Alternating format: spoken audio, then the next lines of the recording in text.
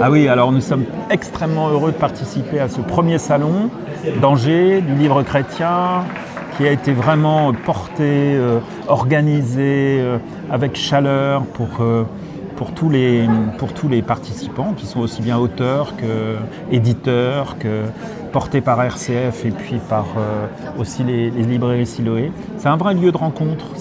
C'est beau de voir tous ces auteurs qui ont mis tout leur cœur dans la production de leurs livres et qui nous font partager leur âme, ce qu'ils ont au fond du cœur. C'est un vrai bonheur de pouvoir se rencontrer ici et puis de pouvoir partager toute cette richesse extraordinaire du cœur de Dieu au sein des auteurs en particulier.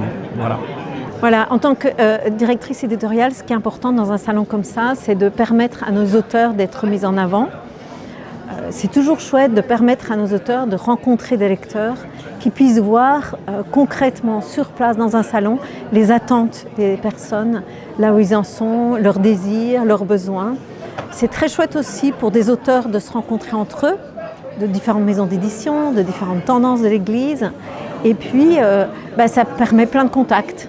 Certaines personnes qui viennent, moi j'ai reçu un manuscrit là tout à l'heure, quelqu'un qui voudrait être édité. Voilà, donc c'est vraiment très chouette d'être sur un salon et puis sur une terre quand même très chrétienne, sur l'ouest de la France, là où en fait il n'y avait pas encore eu de salon. Donc c'est une belle réussite. Alors aujourd'hui on a un livre phare, c'est ce livre des 4 évangiles, traduit de la Vetus Sierra, qui est sorti mi-novembre et qui a... ça a été un raz-de-marée. On est déjà à cette 3e réédition. C'est phare parce que c'est le cœur de notre vocation, de notre maison d'édition, c'est de parler de la bonne nouvelle.